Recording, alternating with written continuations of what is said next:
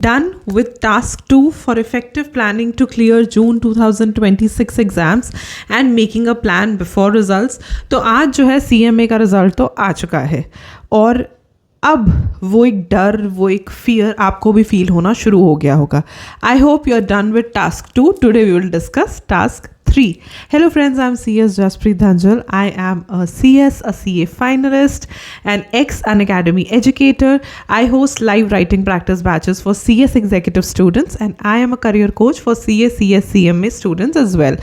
Career session अगर book कराना है या फिर राइटिंग प्रैक्टिस बैच में अपने स्लॉट्स बुक कराने हैं, the details are in the description box below. So 25 फरवरी और नज़दीक आ गई है।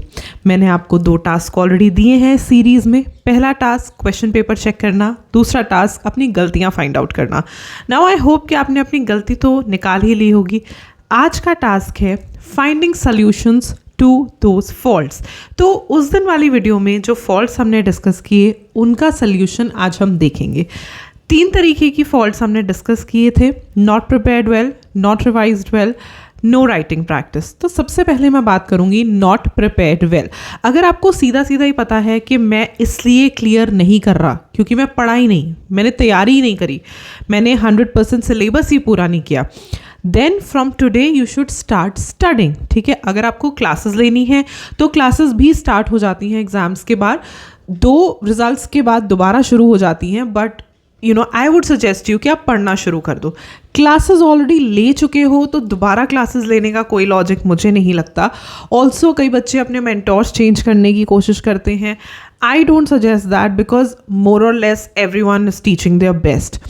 May be you are lacking on self study, क्योंकि बहुत सारे बच्चे सिर्फ क्लासेस सुनते रहते हैं, सिर्फ क्लासेस करते रहते हैं। They do not read on their own, they don't do self study. तो हो सकता है कि आपकी सेल्फ स्टडी मिसिंग है। तो क्लासेस लेनी है या सेल्फ स्टडी करना है वो डिसाइड कर लीजिए। That is very very important. Self study करनी है तो मैं आपको कहूँगी कि आज से ही स्टार्ट कर दीजिए, बिकॉज प्रेपरेशन ओवरराइड्स एवरीथिंग। अगर आप 100% प्रिपेयर्ड हो, आपके पास होने के चांसेस ज़्यादा होते हैं। आपके कॉन्सेप्ट्स जो हैं वो बहुत ज़्यादा स्ट्रॉन्ग हैं, आपके पास होने के चांसेस ज़्यादा होते हैं। तो प्रेपरेशन, अगर आपको लग रहा है कि मैं इसलिए पास नहीं हो रहा हूँ क्योंकि मैंने प्रेपरेशन नहीं की है, please focus on that because only that can save you. Secondly, आपने सब प्रिपेयर किया था, आपको सब आता है, लेकिन आपको याद नहीं रहता, मतलब आपने रिवाइज नहीं किया। 1 या 2 बार रिवाइज करना इनफ नहीं होता। This problem is faced by majorly students जिन्होंने फर्स्ट अटैम्प्ट दिया होता है कि पढ़ा तो सब था बट रिवाइज नहीं हो पाया। तो कोशिश करो रिवाइज करने की, कोशिश करो 3 to 4 टाइम्स। अगर आपके पास नोट्स हैं उन्हें रिवाइज करो। अगर नोट्स कभी नहीं बनाए तो नोट्स बनाने की कोशिश करो या अरेंज कर लो। ठीक है, अगर कभी नहीं बनाए तो अब तो कैसे ही बनाओगे, तो अरेंज कर लो, चार्ट्स बनाओ, चार्ट्स अरेंज कर लो। Also I got a comment on how to make a chart, तो मैं डेफिनेटली उसके लिए एक शॉर्ट वीडियो आपके लिए शूट करके डाल दूंगी ताकि आपको आइडिया लग जाए कि किसी भी टॉपिक के चार्ट्स कैसे बनाने हैं। आपके पास अगर रिटन नोट्स है ना तो उनके चार्ट्स बना लो और फिर वहाँ से रिवाइज करो, because revision is also a skill.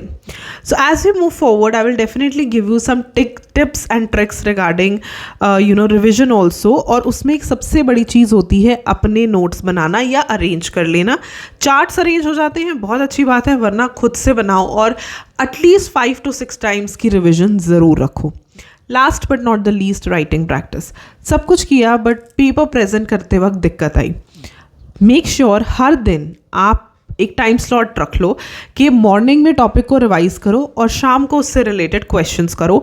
It is much needed, क्योंकि राइटिंग प्रैक्टिस से आपका कॉन्फिडेंस बढ़ता है, आपका एक तरीके से आपको पता चलता है कि पेपर कैसे आएगा, किस ट्रेंड से क्वेश्चंस पूछे जाते हैं, क्वेश्चंस को कैसे रीड करना है, कैसे आंसर करना है, right. And my writing practice batches for CS executive June and December 2026, next batch जो है वो 9 मार्च को स्टार्ट होगा। एक बैच ऑलरेडी चल रहा है, तो आप खुद को 9 मार्च के बैच के लिए एनरोल करा सकते हो। मैं साथ साथ में आपको आंसर्स लिखवाती हूँ।